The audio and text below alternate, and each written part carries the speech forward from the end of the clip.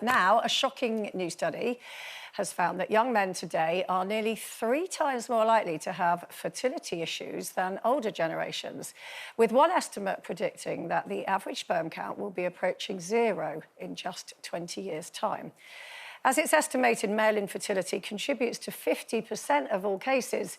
Should men and even teen boys be taught more about their bodies? Now, this is something that you're very interested in, isn't it, Mike? Yeah, again, I've just mentioned that I look at female fertility, but that actually coincides, because it does take 2 to tango, with male fertility. We haven't even got that far yet, because we're still dealing with what women have, those challenges with the healthcare system. But ultimately, I've had to learn the hard way, as have many women. If your partner, you might think he's super strong and fit, if he's on a cycle all the time, is riding a bike, that will be affecting his fertility. Also, if they're a lorry driver... Will it definitely, or will it just be a higher risk? It's definitely a higher risk, for sure. And if you suddenly thought, well, if I'm going to impart this onto my future child, you would definitely think twice. Same with... Like computers.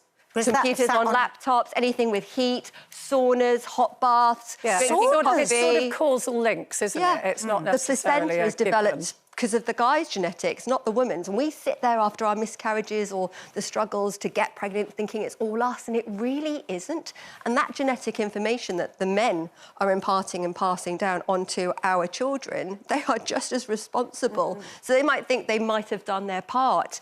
They will have to live with the consequences of whatever choices they've made prior to you getting pregnant. So you think it should be in schools? It's essential. Yeah. It's essential. I mean, grown women don't know this. It's like if you... I've echoed what Mylene said. My mum's always spoken about that to me, to be fair, and I think it's crazy that we've gone for so long believing that the male's behaviour before conception, in terms of their lifestyle, their diet, does not have an impact on the baby. Like, that's insane, and now we have the science to prove that it does.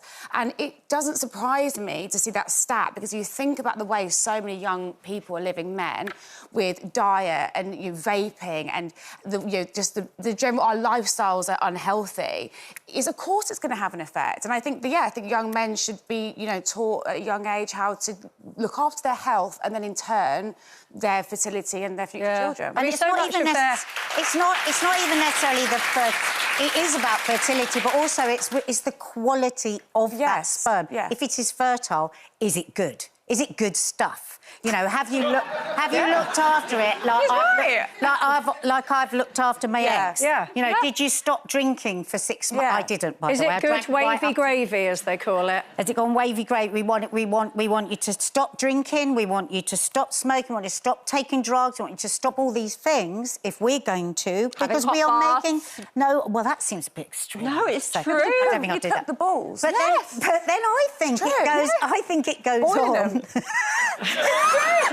A little steamed balls. But then I think it goes on to when you're actually pregnant as well, because for 9 months you can't have a piece. You didn't even know you can't have soft cheese, wine, fags, anything. You're not supposed to have it. So I think it would be really good if men did that with you, because I think they would feel more connected to that baby, because they're actually doing something. But so much of men, well, young boys' self-worth is wrapped up in what they perceive to be their virility, isn't it? Of course. We challenge it, but then as soon as you then say, well, look, as soon as there's challenges with the placenta, for example, that's over to you guys. So you have to have a better understanding, as do women, that it really is a 50-50 agreement. I mean, that's why I think it's so...